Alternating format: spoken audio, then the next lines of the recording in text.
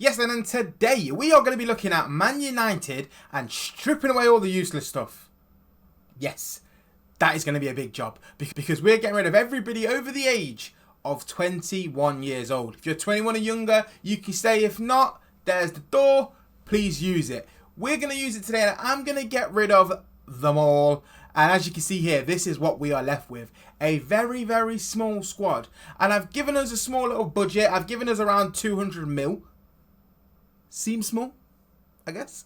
But I thought about actually rebuilding it and actually giving us a bit of a chance. I want to see how it plays out. There's going to be a lot of Wonderkids and I want to know how long it's going to take with youth to develop them and get them back to the top of the game. So, with that being said, let me show you the team that I built. Alright then, so with the rebuilding process underway and us going for under 21 and younger, of course. This is what I was left with. This is what I bought. And yes, I spent a fair bit of money, but you got to remember, I have lost the whole team. The team is gone and I needed people. So, to get rid of all that, obviously the Euro one it already happened. So, bear in mind that in the money. So, 150 mil spent. You need to look at some of these. So, obviously, first of all, went Diamande because they needed that centre-back. To add to Euro, I said squad-wise we didn't really have anything. Obviously looking over, wanted another centre-back in, one to kind of cover, plays also left-back because that was going to be a position we needed. Because we did bump into, I can say, a small problem, very small, which is this. And yes, with that being said, I can't sign any more players abroad, can't bring anyone in.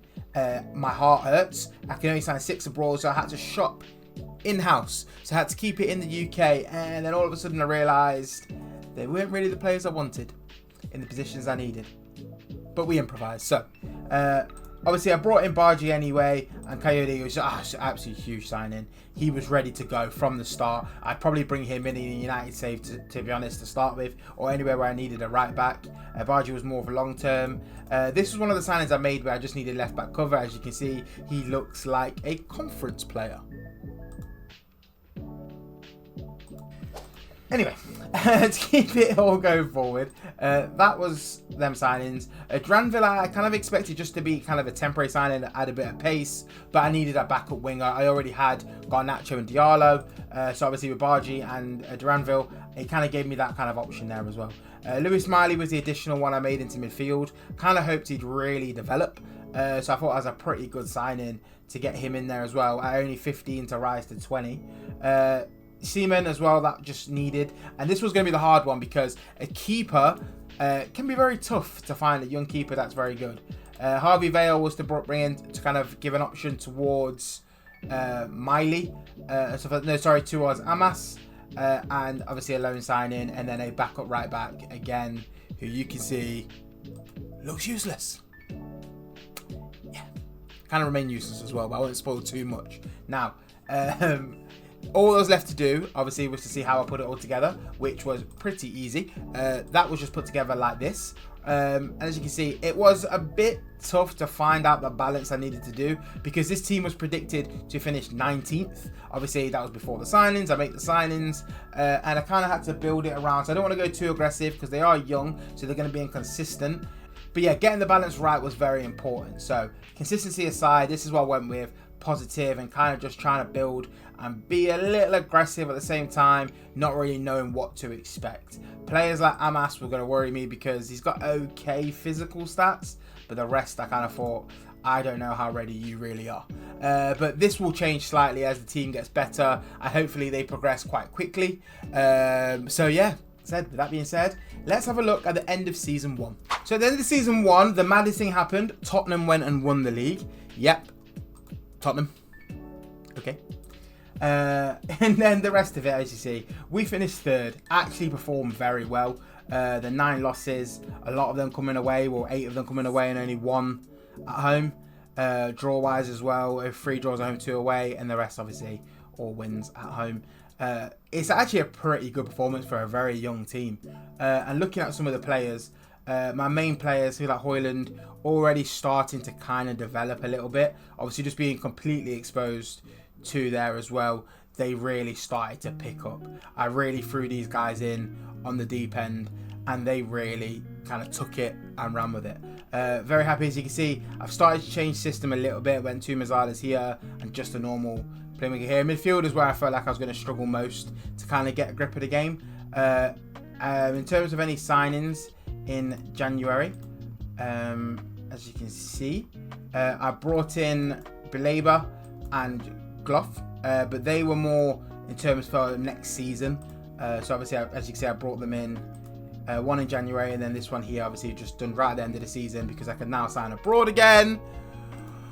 Finally, that felt like a painful season, but I feel like from here, with the kind of progression that I got from the first season, it felt a little less difficult and long-winded than it was going to be. So from now, I'm just going to kind of show you the results at the end of the season. But let me just show you, because I did also have one good part of this season.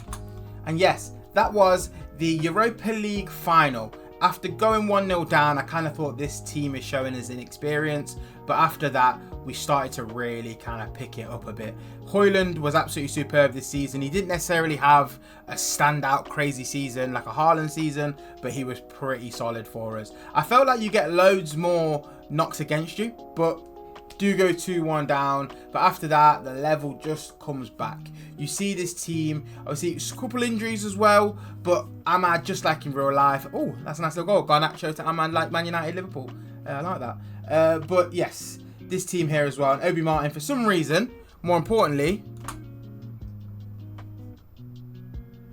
why is he white? Why is he white? I don't know. But that means we have won the Europa League. We are the winners of that. That was pretty huge. Everything else in the season was kind of just meh. Cups, we went out in like the mid kind of rounds. We do have another Super Cup to look forward to next season. But with that being said, we need to head to the end of next season. I'll show you our A signings made, additional to the Gloff one as well. And I'll show you how the season went. So these are our signings. So Seaman was made permanent after his loan spell last season. We did obviously sign Oscar Gloff, and then also Scalvini. These were the summer signings that we made, so it went quite big. Then in January, after the performance against us in the Europa League final, I thought, have to bring this guy in. Schluter up, and his stats are just absolutely stunning. I'm not gonna lie, he had to be brought in. So got a deal done for him at 42.5 million. And these are ones that are more for next season, but I'll show you them now because they're on the screen. Which is coming in next year will be Biscoff, which is a great little signing at his age. Just absolutely great. Esposito, because come on, that's a signing for a bench striker because I want to start loaning out Obi Martin. Fresneda because I needed that right back kind of backup area. It wasn't easy to find a right back under 21. Turns out probably the hardest position to kind of recruit for. But this is what we've got, and let me show you how they line up now, because they line up pretty similar but slightly different. So I did change up the tactic a little bit again. I kept with one of the Mazzalas but went with a central midfielder, both on attack, and changed us to a defensive midfielder instead of a playmaker in here. And that's just how we set up. So it's similar but slightly changed up, and we went more aggressive with attacking. That is what we've gone with. And in terms of the actual results of the season, well, the results were an interesting one. Let me show you. So in the Premier League, we retained our 3rd place finish. This time, obviously, 6 losses all away. It was a pretty solid showing, to be honest. We won 16 of our 19 home games. And that's pretty much what kept us right up there, because we finished, yes, off the pace a little bit, but the team is definitely growing, and consistency wise, you're seeing how many more goals we're scoring. We leak a lot because just you're lacking at the back in terms of consistency, but that is a pretty solid showing. Very happy with this one, but there's one more bit I need to show you. I like this part. So after winning the Europa League last season, our first season back in the Champions League, and yes, we only went and won it. Absolutely massive for us. You will never understand. This is huge, and this was a lot faster than I expected. But when I tell you the progress of playing youngsters over and over again and just really exposing them, relying on them completely for actual first team play, it was massive for us. And a 3-0 win, yes, we were quite lucky to get Leon in the final, but the exposure to first team football has really shown me the levels you can take these youngsters to when you're actually trying to integrate them into your teams on here. Obviously this is a heightened scale because obviously I gave some transfer funds to be able to actually buy these players, but it's a real experiment, a quite successful experiment so far. So I thought, why not do one more season? Let's see if we can capture the Premier League title as well and really kind of crown this off, because one other part that I did not show was this part. In extra time, we beat Arsenal in the FA Cup final. An absolute war, to be honest, but we definitely deserve that one. 4 goals from Højlund.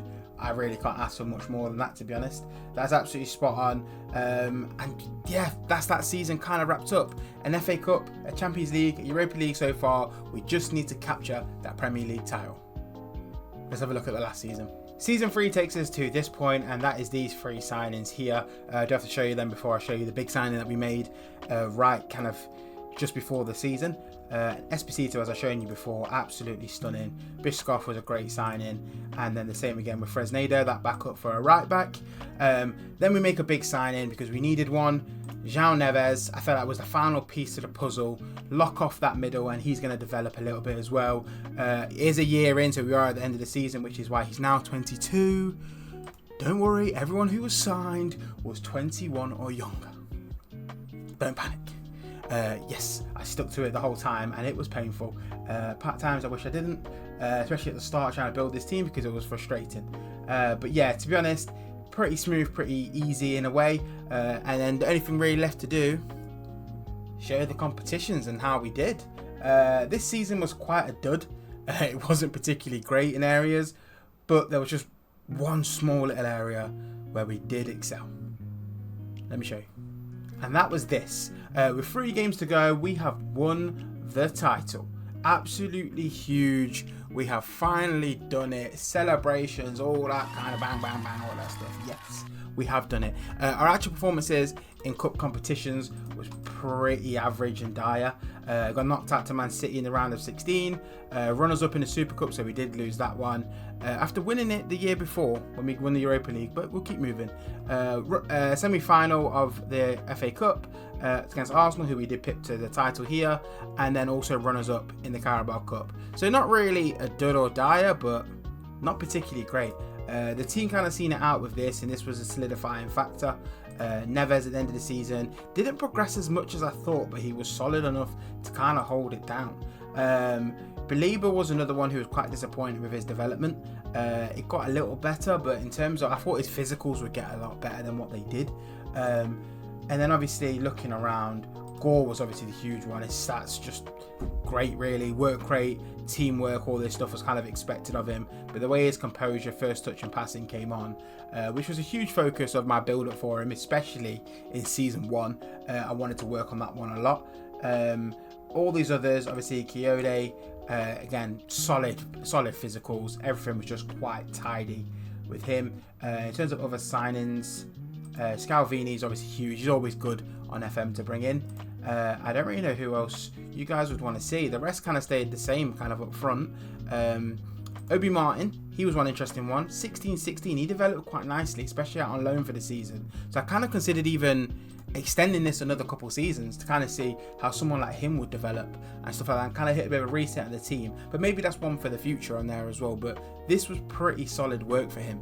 I was actually quite impressed with this because I've actually never really completely thrown in the youth, but I want to do this in harder scales, so kind of lower levels, trying to take him up so less easy to bring in a Wonderkid who's going to just into and develop, kind of having to do that as well. So comment down below, do you think I should do that, and any other challenges, all this kind of other tactics, whatever you want to see, fire it down below. There's a Discord in there as well, you can talk in there if you like as well, in the description, so check that out. But the rest is easy. You just gotta like, subscribe, helps the channel a lot, helps me grow. I'm going to stream some more as well and get back into that. But that's it for me today. Do all I asked before, it mean a lot. Thanks very much for watching, and see you in the next one.